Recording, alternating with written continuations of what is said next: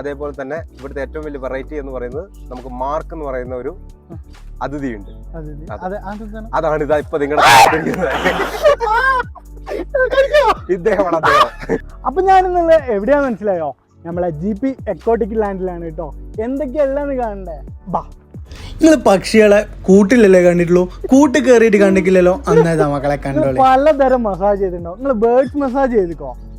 അങ്ങനെയാണെങ്കിൽ വന്നോ. ഇത് ശരിക്കും വന്നിട്ട് ഒരു ബേർഡ്സ് പാർക്ക് കൺസെപ്റ്റ് അല്ല, വന്നിട്ട് ബേർഡ്സ് ഏവിയറി എന്ന് പറയുന്ന കൺസെപ്റ്റ് ആണ്. ശരിക്കും ഒരു പക്ഷിക്കൂട്ടിനുള്ളിൽ മനുഷ്യർക്ക് കയറാൻ പറ്റും. അതെ, ഇത് നമ്മളോട് അറ്റാച്ച് ആയിട്ട് ഇങ്ങനെ നിൽക്കും, നമ്മുടെ തോളത്ത് കൂടെ ഇങ്ങനെ നടക്കും. നമ്മുടെ കയ്യിൽ ഫുഡ് വേണം നിർബന്ധമൊന്നുമില്ല, വളരെ ഫ്രണ്ട്ലി ആയിട്ട് ഇതേപോലെ നടക്കും.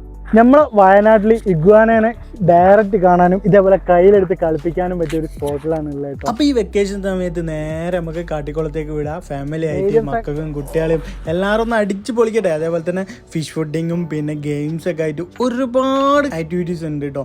എല്ലാത്തിനും ഒരു ചെറിയൊരു ഫീസ് മാത്രമേ വരുന്നുള്ളൂ. അതുപോലെ തന്നെ ഒരു സ്വന്തമായിട്ട് ഒരു കാപ്പിത്തോട്ടം ഉണ്ട്. അതിൽ തന്നെ നല്ല കിടിലൻ കോഫി മേക്കറും നല്ല കിടിലൻ കോഫി ഷോപ്പും അതിൻ്റെ ഉള്ളിലുണ്ട്. അപ്പം കോഫിയും കുടിക്കാം കേട്ടോ നമുക്ക്.